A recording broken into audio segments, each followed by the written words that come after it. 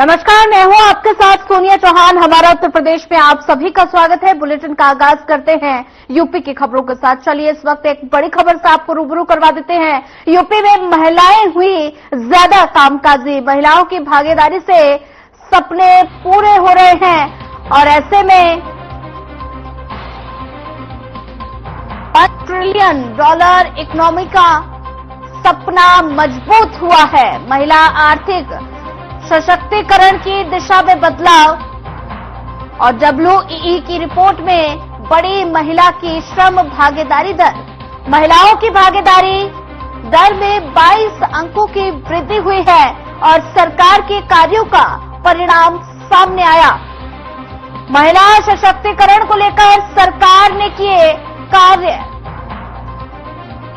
और ऐसे में सरकार के कार्यों का परिणाम सामने आया है। महिला सशक्तिकरण को लेकर यूपी में महिलाएं ज्यादा कामकाजी हुई हैं। महिलाओं की भागीदारी से सपने पूरे हो रहे हैं। महिलाओं की भागीदारी दर में 22 अंकों की वृद्धि हुई है और सरकार के कार्यों का परिणाम सामने आया। महिला सशक्तिकरण में महिलाएं ज्यादा कामकाजी हुई हैं। महिलाओं की भागीदारी से सपने पूरे हो रहे हैं। 22 अंकों की वृद्धि हुई है। सरकार के कार्यों का परिणाम सामने आया। चलिए रुक करते हैं अगली खबर का। प्रधानमंत्री नरेंद्र मोदी मालदीव्स दौरे पर हैं और इस दौरान प्रधानमंत्री नरेंद्र मोदी ने मालदीव्स के पूर्व राष्ट्रपति मोहम्मद नशीद से खास मुलाकात की है। देखिए तस्वीरें।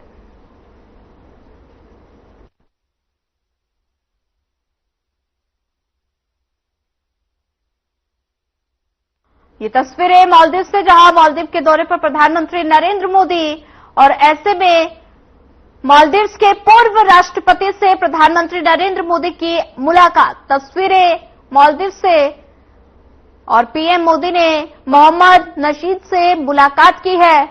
दोनों नेताओं की ये मुलाकात काफी महत्वपूर्ण बताई जा रही है। पीएम मोदी ने मोहम्मद नशीद से मुलाकात की है और दोनों नेताओं के बीच ये मुलाकात बेहद ही महत्वपूर्ण।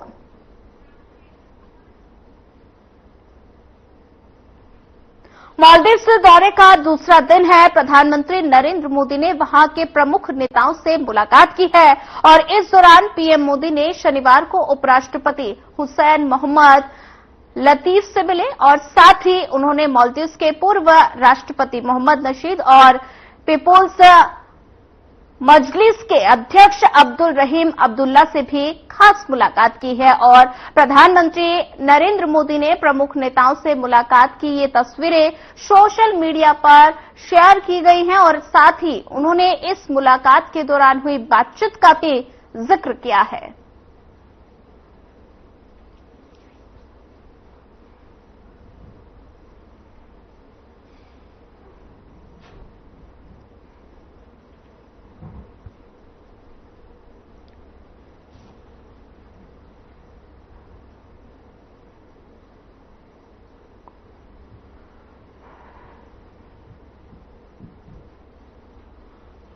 पीएम मोदी ने की अब्दुल रहीम अब्दुल्ला से मुलाकात और तस्वीरें मालदीव से। प्रधानमंत्री नरेंद्र मोदी 2 दिवसीय दौरे पर हैं और पीएम ने प्रमुख नेताओं से मुलाकात की है। मालदीव में ली गई इस तस्वीर में नजर आ रही इमारत देश के रक्षा मंत्रालय की है और जबकि सामने लगे होर्डिंग्स में भारत के प्रधानमंत्री नरेंद्र मोदी की तस्वीरें साफ तौर पर दिखाई दे रही है और ये दृश्य भारत मालदीव संबंधों के वर्तमान स्थिति और राजनीतिक संदेशों को दर्शाता है। तस्वीर सोशल मीडिया पर तेजी से लगातार वायरल हो रही है और इसे भारत मालदीव के बीच कूटनीति संबंधों के संदर्भ में देखा जा सकता है।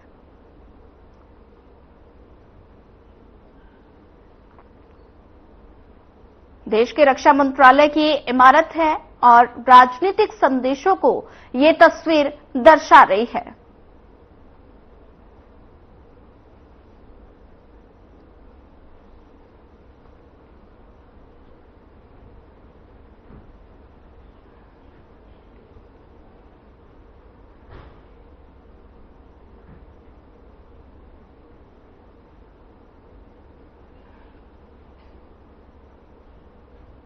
वहीं प्रधानमंत्री नरेंद्र मोदी 2 दिवसीय मालदीव्स दौरे पर हैं। मालदीव्स के राष्ट्रपति भवन के बाहर से चैनल हेड बृजमोहन सिंह रघुवंशी ने क्या कुछ कहा, आइए आपको सुनवाते हैं।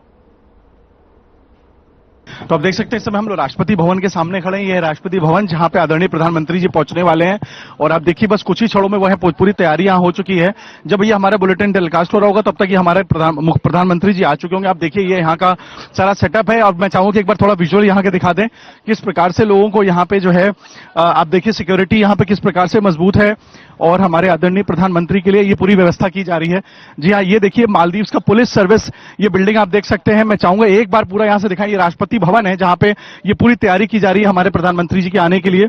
ये पूरी तैयारी चल रही है इस समय और खासतौर से पूरी जो सुरक्षा है व्यवस्था वो काफी इस समय मजबूत है।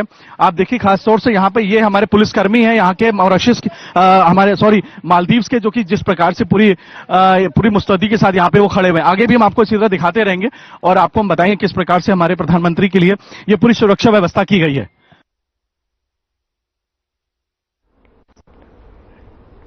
मुख्यमंत्री योगी आदित्यनाथ ने आज उन्नाव में भारत के पहले आर्टिफिशियल इंटेलिजेंस यानी कि एआई ऑगमेंट मल्टी डिसिप्लिनरी विश्वविद्यालय चंडीगढ़ विश्वविद्यालय के यूपी परिसर का उद्घाटन किया है। ये लखनऊ कानपुर राजमार्ग पर है और ये यूनिवर्सिटी परिसर न केवल एआई समशिक्षा और साथ ही बल्कि रोजगारोन्मुखी और तकनीकी कामों के माध्यम से छात्रों को वैश्विक के लिए तैयार करेगा और सभी कोर्सेज में एआई आधारित टेक्नोलॉजी का समावेश होगा जिससे नवाचार, स्टार्टअप और साथ ही उद्यमिता को बढ़ावा मिलेगा। शिक्षा में नई क्रांति लाने वाली एक ऐसी यूनिवर्सिटी आपको प्राप्त हुई है जो निजी क्षेत्र की पहली artificial intelligence augmented multi disciplinary university है। बहनों और भाइयों, उन्नाव की जब हम बात करते हैं तो उन्नाव की अपनी पहचान साहित्यिक दृष्टि से, सांस्कृतिक दृष्टि से,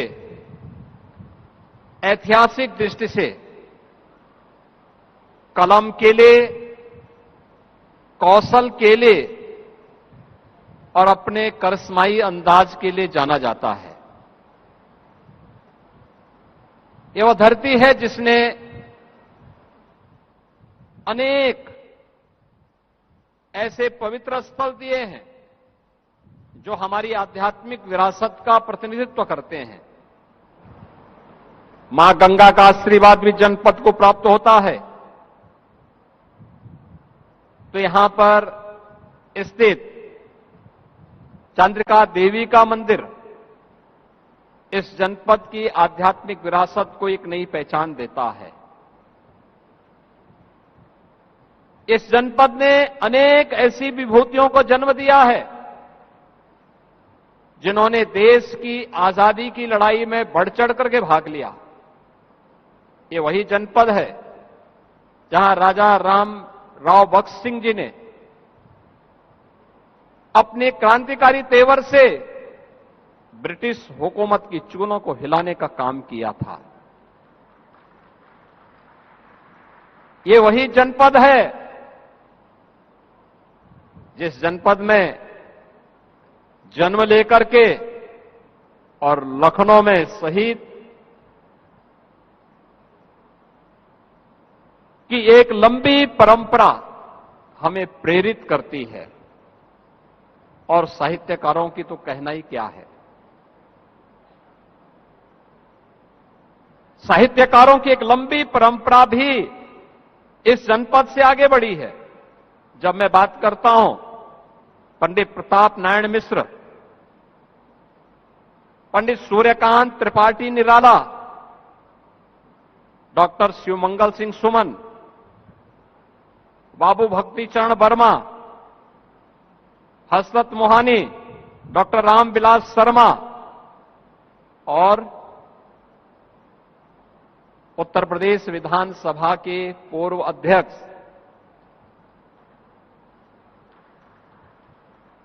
हमारे दीक्षित जी, यानी साहित्य की जिनकी कलम ने कहीं कलम से आजादी की लड़ाई में तलवार से और विरासत को समेटे हुए यहां के पवित्र चंद्रिका देवी मंदिर, यहां पे भगवान सहस्त्र लिंगेश्वर मंदिर, परियर स्थित लौह कुश का जन्मस्थल जानकी कुंड और बौद्धकालीन सचान कोट, कुसरी देवी मंदिर, ये सभी के साथ साथ इको टूरिज्म का भी एक महत्वपूर्ण केंद्र नवाबगंज का पक्षी विहार भी इस जनपद को एक नई पहचान दिलाता है। यानी जहां एक तरफ इस जनपद ने अलग अलग कालखंड में भारत और भारतीयता को एक पहचान दी, वहीं इन सभी को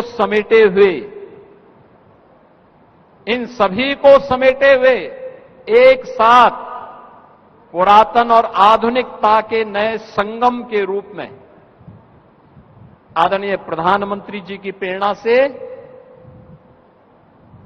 श्री सतनाम सिंह संधू जी ने चंडीगढ़ यूनिवर्सिटी की एक नई सौगात, एक नया उपहार आज उन्नाव वासियों को दिया है, जहां पे कलम के साथ साथ देश की आवश्यकता और इंडस्ट्री की आवश्यकता के अनुरूप उस प्रकार के युवाओं की एक नई फौज खड़ा करना है। मैं संधू साहब आपको और आपकी पूरी टीम को इसके लिए हृदय से धन्यवाद देता हूं कि आपने देश के अंदर तमाम ऑफर के बावजूद आपने उत्तर प्रदेश का चयन किया और उत्तर प्रदेश में भी हमारे प्रदेश की राजधानी के नजदीक उन्नाव जनपद, जहां से ये मांग लगातार हो रही थी कि हमारे यहां भी कोई यूनिवर्सिटी होनी चाहिए, और आपने एक ऐसी यूनिवर्सिटी दी है जिसमें आधुनिकता भी है, जिसमें पुरातनता का भी बेहतर समन्वय है और जिसमें गति भी है, प्रगति भी है और भारत की समृद्धि के द्वार खोलने का एक नया जोश और जज्बा भी देखने को मिल रहा है। मित्रों, हम सबको इस बात को ध्यान में रखना होगा,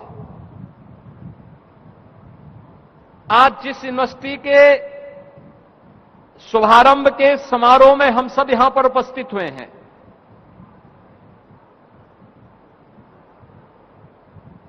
यह प्रधानमंत्री मोदी जी के नए भारत के उन सपनों।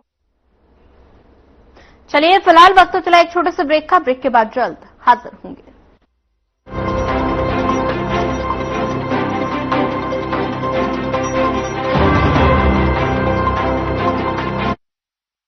क्या आप जिम जाते हैं, कसरत करते हैं, फिर भी आपकी सेहत नहीं बनती? काजू बादाम किशमिश मेवे प्रोटीन के डिब्बे खाते हैं फिर भी कुछ असर नहीं होता, तो इसका मतलब है आपका पाचन तंत्र खराब है। और जब तक के पाचन तंत्र दुरुस्त नहीं होगा, आप जितना मर्जी अच्छे से अच्छा खा लो, आपकी सेहत नहीं बन सकती। इसलिए हमारी संस्था सन्यासी आयुर्वेदा ने एक ऐसी दवा का निर्माण किया है जो कि आपके लिवर, आपके पाचन तंत्र को दुरुस्त करने का काम करती है, ताकि आप जो भी खाएं उसका पूरे का पूरा निचोड़ आपके शरीर को लगे, आपकी भूख बढ़े, खाया पिया सही से लगे, नया खून बने, हड्डियों में जान आए, वजन बढ़े और आप मोटे तगड़े खूबसूरत पर्सनैलिटी का मालिक बन जाएं। सिर्फ 699 रुपए की पूरे 1 महीने की दवा होती है और आप इसे घर बैठे 01145454545 पर फोन करके दवा मंगवा सकते हैं।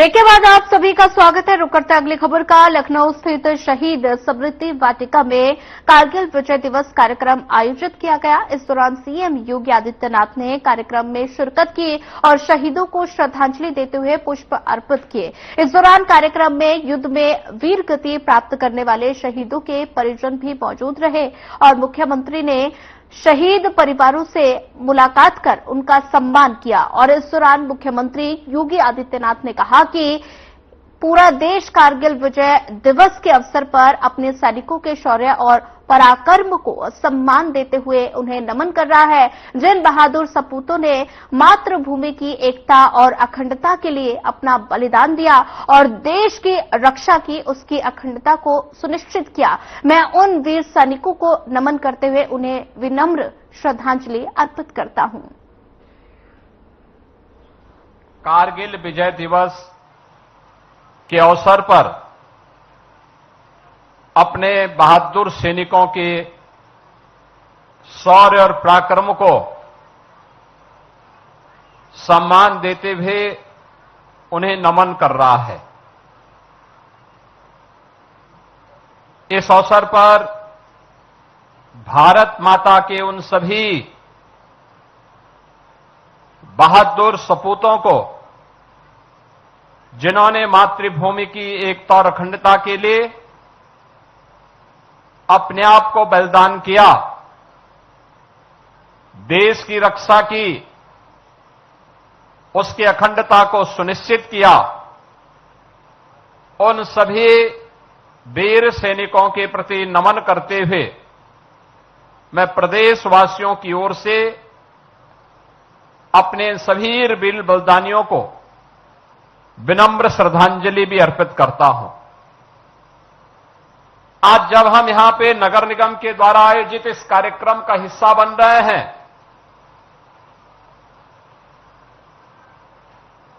तो हमारे लिए ये दोहरी खुशी का क्षण भी है। एक और कारगिल के उन योद्धाओं को उनके स्मरण करने का, उनकी स्मृतियों को जीवंत बनाए रखने के लिए उनके परिवारजनों को सम्मान देने का, और दूसरी तरफ लखनऊ नगर निगम को प्रधानमंत्री मोदी जी के स्वच्छता सर्वेक्षण में ऑल इंडिया रैंकिंग में तीसरा स्थान प्राप्त हुआ है। इसके लिए भी मैं लखनऊ नगर निगम और लखनऊ वासियों को विशेष रूप से हृदय से अभिनंदन करता हूं, बधाई देता हूं। ये उपलब्धियां अचानक नहीं आती हैं। इस उपलब्धि के लिए परिश्रम करना पड़ता है। जो युद्ध लड़ेगा ही नहीं, चुनौती स्वीकार ही नहीं करेगा, प्लान का रास्ता अपनाएगा, वह कभी सफलता प्राप्त नहीं कर सकता। वह विजय का वर्णन नहीं कर सकता। विजय का वर्णन वही करेगा जो चुनौतियों को से जूझेगा, चुनौतियों का सामना करेगा। प्लानवादी नहीं,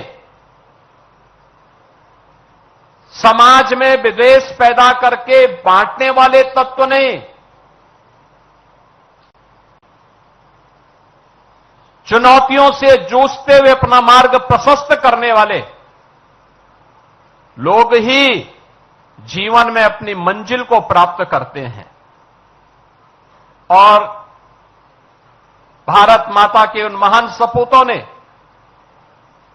वीर सैनिकों ने जब भी भारत के आन मान और शान के खिलाफ किसी दुश्मन ने दुस्साहस किया, उस दुश्मन का मुंहतोड़ जवाब देने के लिए भारत के वीर सैनिकों ने अपनी जान पर खेल करके, अपना बलिदान देकर के भी भारत की एकता और अखंडता को अक्षुण्ण बनाए रखने के लिए अपना योगदान किया। हम सब जानते हैं कारगिल का जो युद्ध था, यह पाकिस्तान के द्वारा थोपा गया एक युद्ध था। मई 1999 में कारगिल के पास उन पहाड़ियों पर घुसपैठ की सूचना स्थानीय जो चरवाहे थे उन्होंने भारतीय सेना को उपलब्ध करवाया। भारतीय सेना ने इसके लिए देश की तत्कालीन सरकार को अवगत कराया और उसके बाद चेतावनी के बाद भी जब उन लोगों ने हमला करना प्रारंभ किया तो उनकी गलतफहमी को दूर करने के लिए ऑपरेशन विजय के नाम पर सरदेव प्रधानमंत्री से अटल बिहारी वाजपेयी जी ने 1999 में जिस अभियान को आगे बढ़ाया था उसकी आज ही घोषणा हुई थी। 26 जुलाई 1999 को सरदेव वाजपेयी जी ने कारगिल विजय की घोषणा करके पाकिस्तान पर एक बड़ी विजय प्राप्त करके दुनिया को चौंकाया था। क्योंकि कारगिल सामरिक दृष्टि से एक अत्यंत चुनौतीपूर्ण क्षेत्र था, जहां पर दिन में भी टेम्परेचर -50 से भी नीचे रहता है। पाकिस्तान ऊपर था, भारत के सैनिक नीचे थे, लेकिन भारत के सेना के शौर्य और पराक्रम के सामने कायर पाकिस्तान के जितने भी घुसपैठिए थे वे बहुत देर रुक नहीं पाए। उस समय पाकिस्तान के राष्ट्रपति मुशर्रफ, परवेज मुशर्रफ अमेरिका गए। यूएस ने दबाव बनाने का प्रयास किया, लेकिन वाजपेयी जी ने दो टूक कहा, जब तक एक भी घुसपैठे भारत के अंदर रहेंगे, बातचीत अमेरिका हो या दुनिया की किसी ताकत के सामने भारत झुकेगा नहीं। दुश्मन को भारत की धरती से बाहर करके रहेगा और जो नहीं जाएगा वो मारा जाएगा।